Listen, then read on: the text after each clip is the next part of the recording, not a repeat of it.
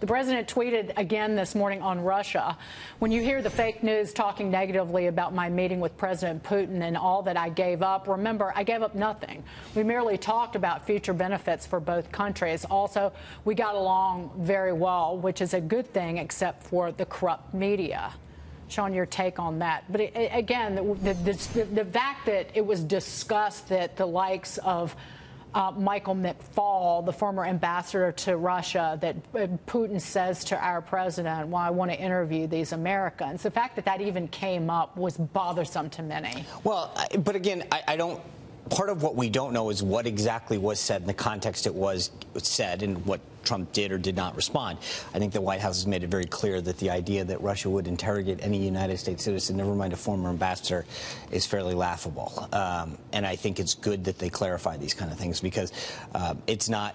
I mean, the idea that a former government official would be interrogated by any country, never mind Russia and Putin, is something that we should be very clear about what our nation's position is. But if Putin, assuming that Putin does come to the United States right before the midterm elections and there's a second summit on U.S. soil, be sure that there will be people I think that tete-a-tete. Well, and I think the president, seeing the reaction that he saw walking out of that summit, I think they're going to come in to any kind of future summit with their A game. Do you think that... so that you're saying that wasn't the president's A game? No, I think that after meeting with Kim, I think they looked at the model and there was largely a lot of praise coming for that, how the president had handled that meeting, how the reaction had been in terms of him engaging with Kim, talking about the denuclearization of the peninsula. And I think that this Helsinki summit seemed to follow a very similar pattern. I don't think that they fully appreciated the reaction that Putin would get versus Kim.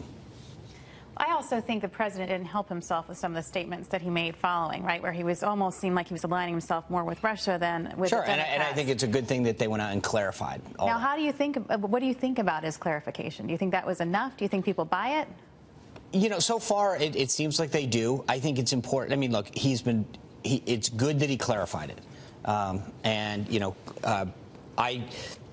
there is an intensity to this White House of how they cover it, how they cover this president, unlike ever before. They mean in the media. The media, and that's why I wrote a book that literally goes through a lot of these big moments and how.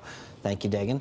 I'm holding the book up. I'm going to ask you about this. Okay. But I mean, I think that there is a level of intensity and scrutiny that in past administrations they haven't had to face.